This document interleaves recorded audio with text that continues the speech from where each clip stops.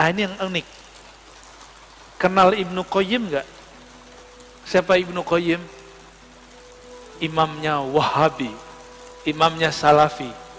Ternyata dia di akhir hayatnya berbicara tentang tasawuf.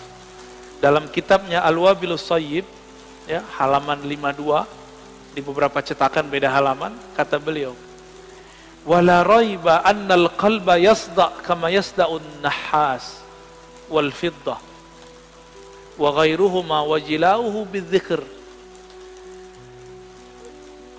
Besi bisa karatan nggak? Bisa. Besi itu dulu atau kaca itu bisa karatan. Sama, kolbu itu kan mirip seperti itu. Dia bisa karatan. Pembersihnya cuma zikrullah. Ini Ibnu Qayyim yang ngomong. Maka Ibnu Qayyim ini menganjurkan zikir dan istighfar, zikir dan istighfar. Dan dia mengajarkan di bagian lain di tempat di kitab awal Al-Wabilus Shayyib agar seseorang mempelajari zikir kepada gurunya, kepada ahlinya. Dan dia di situ bercerita tentang Ibnu Taimiyah, imam Salafi. Itu kalau teman-teman Salafi tahu, saya nggak tahu, nggak ngerti apa yang terjadi nanti. Ya, apakah dia akan membid'ahkan imamnya? Saya nggak ngerti ntar. Ibnu Qayyim, begitu juga murid-murid Ibnu Taimiyah meriwayatkan hal yang sama. Ibnu Taimiyah habis sholat subuh, beliau duduk membaca zikirnya, wiridnya sampai tengah hari. Kira-kira gimana Pak? Bid'ah nggak tuh? Ya, kita zikir bentar aja disebut bid'ah. Ya, ini dia zikir dari ba'da subuh sampai siang hari. Di kitab Manaqib Ibnu Taimiyah disebutkan beberapa zikir Ibnu Taimiyah adalah baca Al-Fatihah 40 kali. Gimana tuh? Dia wiridan, torikotnya torikot Al-Fatihah tuh. Fatihah diulang tardidul Fatihah 40 marrah. 40 kali dibaca-baca. Bismillahirrahmanirrahim. Begitu, dibaca lagi. Ini yang kita sebut apa namanya? Wiridan. Ditanya oleh Ibnu Qayyim, wahai Tuan Guru, Syekhul Islam, apa gerangan yang terjadi pada engkau? Kok zikir selama itu? Apa jawaban beliau? Zikir itu adalah ghazai, kuti wa ghazai, adalah makanan ruhku. Itu kata-kata siapa? Ibnu Taimiyah. Jika aku kurang memberikan makannya, maka jiwaku menjadi lemah. Begitu Ibnu Taimiyah di akhir hayatnya. Coba antum zikir bentar aja tasbih 500 kali puter, langsung diejekin sama mereka ya. Ini terjadi pada Abu Yazid Al-Bustami. Abu Yazid itu hidup jauh sebelum Ibnu Taimiyah. Jadi orang begini itu sudah ada dari dulu. Jadi imam kebetulan.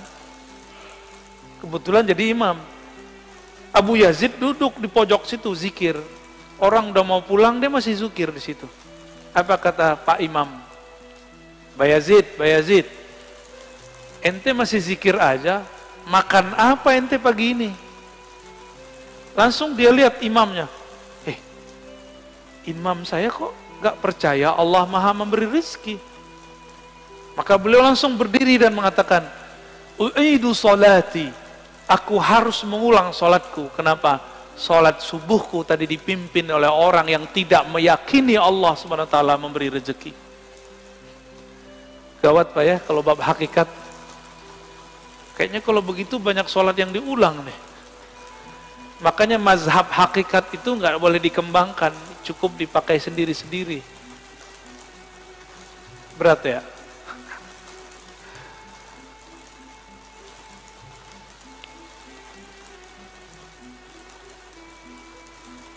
Jadi mau murid, mau guru, mau mursyid, mau salik, dia harus punya zikir. Cuma kalau murid, zikirnya kayaknya ngoyo, tahu ngoyo ya? Kayaknya berusaha gitu ya. Dan harus begitu. Ngos-ngosan seperti kita baru latihan lari, kita ngos-ngosan. Tapi kalau orang sudah biasa lari gimana? Biasa aja, dia santai aja. Makanya mursyid itu zikirnya santai karena sudah di nafasnya. Kalau kita zikirnya baru di lidah. Makanya agak belepotan. Ya. Zikirnya masuk ngitung. Ya. Kalau mereka zikirnya bukan lagi menghitung, tapi mereka dihitung oleh Allah Subhanahu wa ta'ala. Kalau tadi waktu 3, berdiri, duduk. Kalau sudah masuk ke makom zakirin, waktu itu disebut hin. Apa arti hin? Saat, detik per detik. Maka bagi ahli zikir, satu nafas naik, satu nafas turun, itulah disebut hin.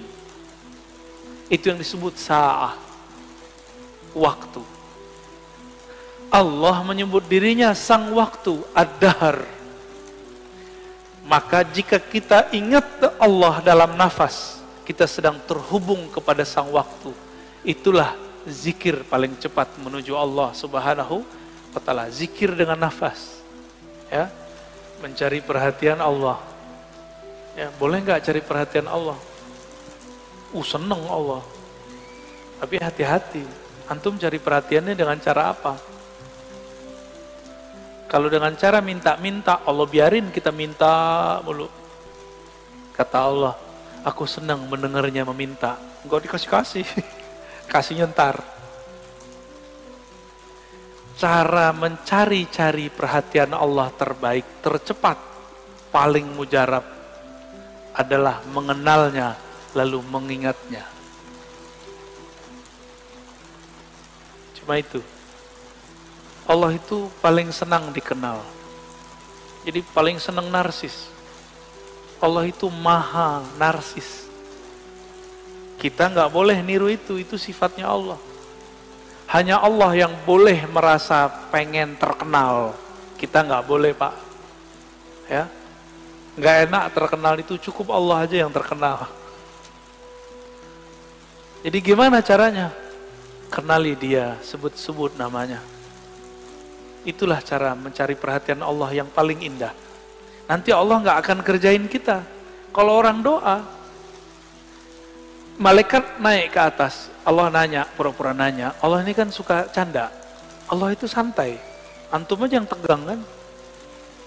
Malaikat, itu hambaku kamu tinggalkan lagi ngapain? Ya Rabb, dia sudah meminta-minta kepada engkau. Tapi kenapa engkau belum kunjung menjawabnya? Apa kata Allah? Aku senang mendengar dia cari-cari perhatian dengan cara doa. Nangis-nangis, biarin aja dulu. Jadi antum doa pasti dilama-lamain sama Allah. Terus gimana supaya nggak dilama-lamain sama Allah? Fazkuruni azkurukum, langsung sebut aku, ingat aku langsung jawab ingatanmu. Aku sambut ingatanmu.